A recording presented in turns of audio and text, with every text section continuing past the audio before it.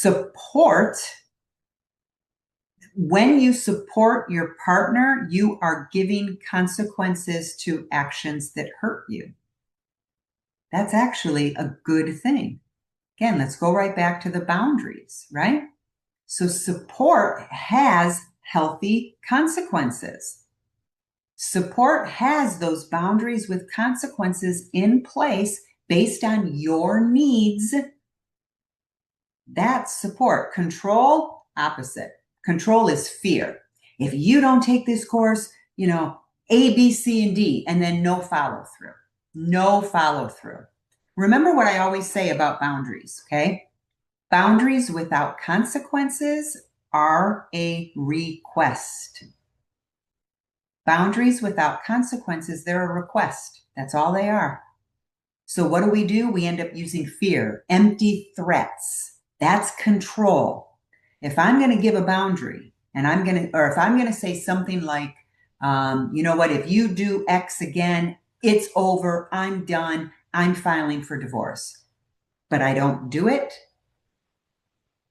that's control. You're trying to control through fear. You're trying to control through threatening, rather than either backing off on that consequence and creating a different one or following through with that consequence. Okay? So support has healthy consequences. Control is based on threats and fear. I had a new client a while back, and we were talking about this was a betrayed wife, and we were talking about her husband, the unfaithful, refusing to do the work.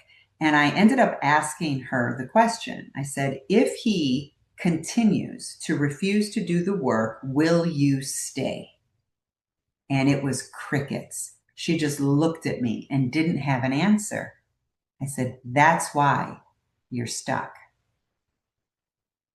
That's why you're stuck, because you can't answer that question yet. That's why it's so important for betrayed partners to become independently healthy within themselves first, so that we can raise that bar, raise our standards and say, no, if he refuses to do the work, I can't stay.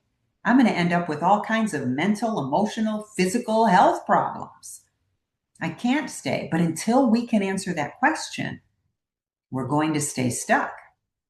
So we need to have these healthy consequences, and they have to be communicated and followed through with. Otherwise, we're more on the control side, where it's just empty threats. And you know what happens with empty threats. If any of you have children out there, if you say to a child, you can't do A, and if you do A, B is going to happen, but then you never follow through with the B, what happens? The kids keep doing the A. They keep doing the thing you told them they can't do, because there's no follow through with the consequence. If you come home after curfew one more time, you're going to be grounded for a week. And then guess what? They come home late, miss curfew one more time. They're not grounded. What lesson are they learning? So this is human behavior. So again, going back to the course, right? Boundaries that heal, having need-based boundaries and raising the standard so that you don't end up in situations where you're just trying to control through fear or insecurity, controlling through threats.